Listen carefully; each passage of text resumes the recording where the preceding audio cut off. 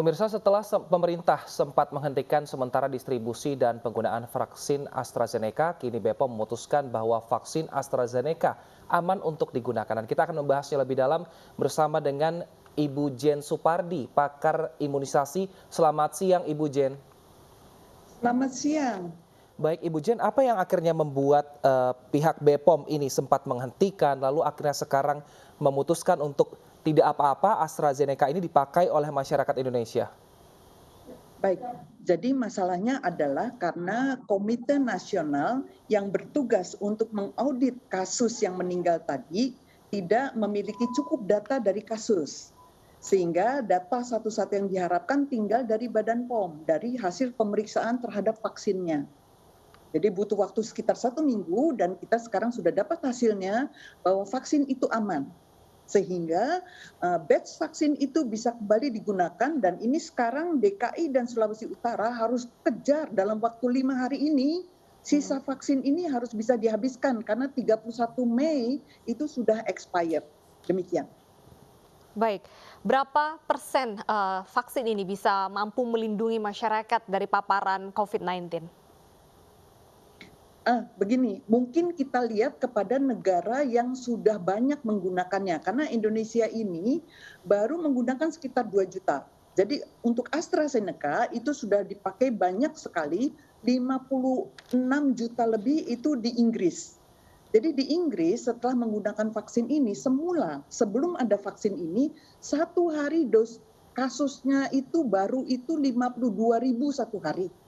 Setelah menggunakan AstraZeneca hari ini itu tinggal 2.000 saja per hari.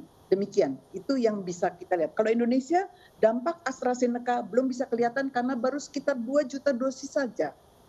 Baik, kabar yang beredar banyak hati-hati orang yang memiliki komorbid jika disuntik dengan vaksin AstraZeneca. Menurut Ibu sendiri, apakah apa yang perlu diperhatikan warga sebelum disuntik vaksin nantinya, Bu? Gini, jadi sebetulnya untuk semua vaksin, bukan hanya AstraZeneca. Jadi semua vaksin itu dampaknya itu hanya untuk membentuk antibodi. Dia tidak berdampak kepada penyakit kita sama sekali. Nah, yang terjadi seringkali kalau kita dalam kondisi yang sebetulnya sakit, ya, kemudian kita disuntik, setelah kita disuntik, lalu penyakit kita itu kumat.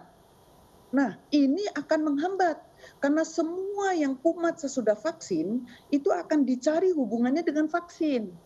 Ini yang bisa menghentikan pemberian imunisasi seperti kemarin AstraZeneca yang kemudian ternyata tidak terbukti tapi sudah merugikan. Imunisasi vaksin tidak boleh dipakai, harus di-stop dulu. Nah, itu jadi merugikan. Jadi lebih baik kita yang mau divaksin itu siapkan diri kita, periksa dulu kita supaya kita disuntik dalam keadaan sehat.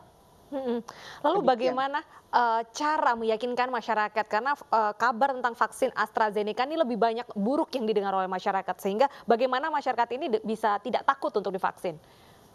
Ya, kita perlu menyampaikan kejadian karena AstraZeneca ini adalah vaksin yang terbanyak dipakai di dunia, lebih dari 1 miliar dosis, lebih dari 70 negara pakai dan memakainya itu lebih dahulu mereka daripada kita. Jadi pengalaman dari mereka itulah yang kita harus ambil. Jangan dengar omongan-omongan di dalam negeri yang miring-miring itu. Jadi kita lihat contoh-contoh yang baik dari negara lain bahwa aman. Jadi itu yang perlu kita siarkan. Demikian. Baik, terima kasih Ibu Jen, sudah dipastikan vaksin AstraZeneca ini aman untuk digunakan. Jadi masyarakat jangan takut untuk disuntik karena vaksin sangat melindungi diri Anda dari paparan COVID-19.